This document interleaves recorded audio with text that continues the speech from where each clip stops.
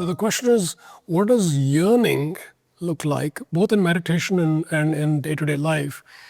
And what role does yearning play in the spiritual journey overall? Well, yearning is actually very, very important. Because the beginning of the spiritual journey, in my mind, is when that yearning we feel deep within us. We may call it whatever, that longing, that ache, that calling for the infinite. And again, the words we use may be different, but that feel that somewhere deep within us. That right there is yearning, and then right there is, to me, the beginning of the journey, all the way to the end of the journey. That yearning is what is drawing us to the infinite.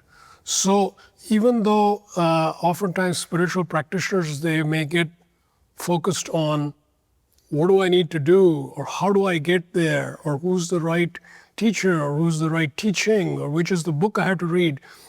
We can get caught up in all these methods and techniques and practices, etc. But I think this yearning is critical, because this yearning is like a small flame within us.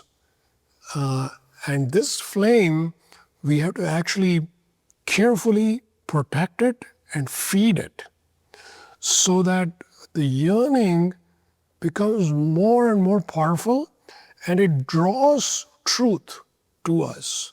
This is really becomes very important, especially the further along as you get in the journey, when things are starting to get really hot. Without that yearning, you find that you can do all kinds of cool techniques and practices. They don't work. They just don't work. Because the higher, purer truth, there's only one way to pull that to us, and that is by us yearning for it more and more and more. So yearning doesn't mean outwardly being excessively action-oriented or efforting, all these things. To me, that's not yearning. Yearning can be actually, ultimately it is very quiet, very intense, very one-pointed, unwavering, and it goes from a small flame to an all-consuming inferno, where this kind of person, you can see their entire existence has been distilled down to the one thing, the quest for truth.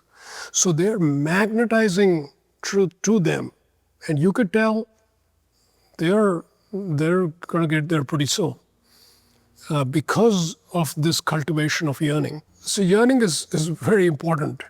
What does it look like in practice? Well, in a sense, the metaphor I used hopefully helps. It goes from a small flame to an inferno. In meditation, this is very important. When we start meditating, inevitably, because of our mostly cultural conditioning, we translate the yearning to effort. So we think, here I am, I'm going to do my 20 minutes or 1 hour or however long meditation. I'm going to try really hard because I really want it. I really want truth. So we try, effort, push. We think this is what it takes. This is not what actual yearning looks like.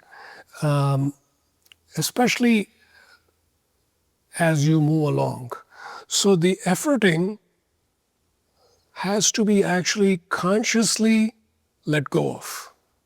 So if you notice effort within you in meditation, you don't need to feel bad about it.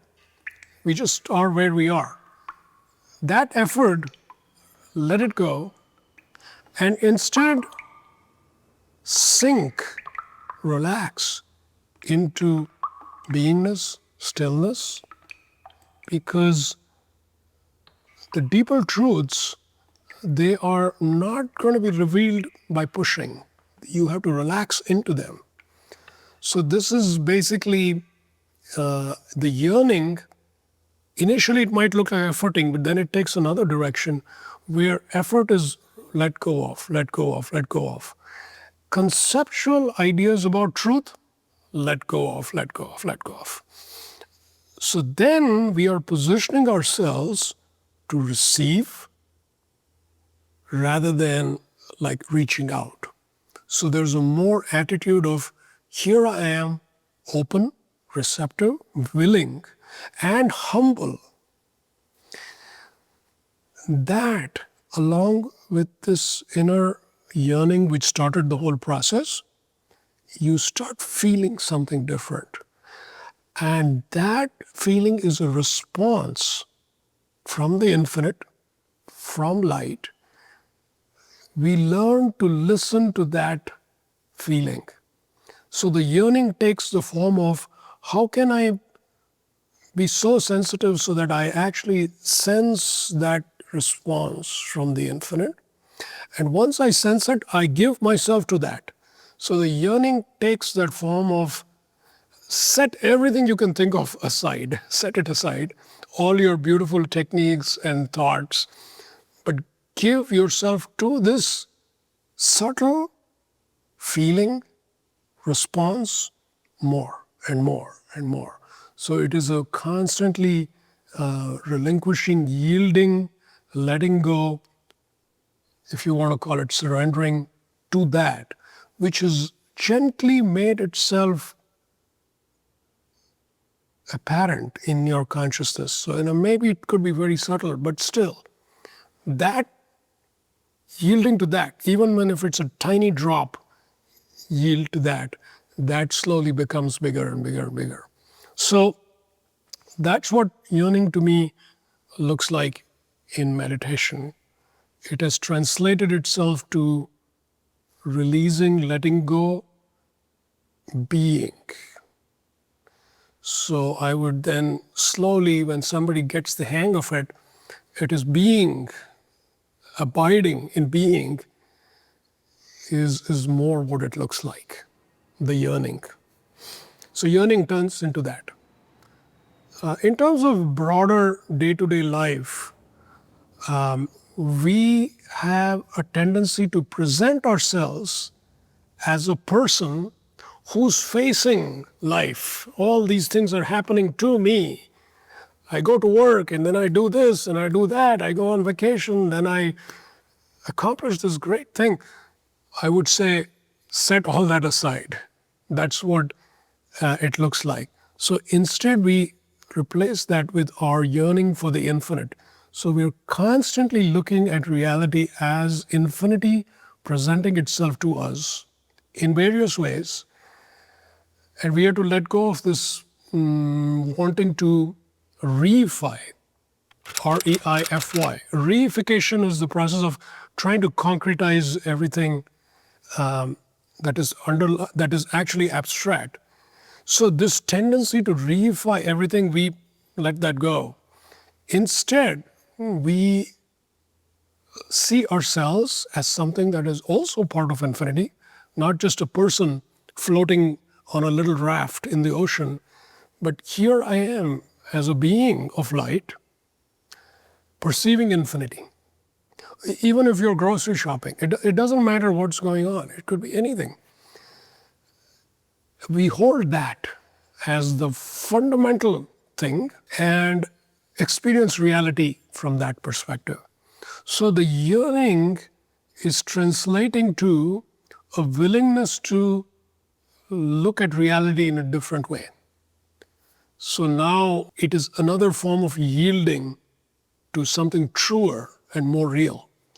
And we feel compelled to do this because the yearning is the propulsion. It says, yes, I am looking for truth. And that makes us want to do this. Otherwise, we fixate on this tiny thing, tiny thing, tiny thing, tiny thing. This is how the average person moves through life. But instead, we do the opposite. We let go of the tininess and instead let the yearning propel us to this much more expansive view of what is actually there. And then, of course, it's infinity in the meditation, infinity outside of meditation. That becomes the prevailing reality.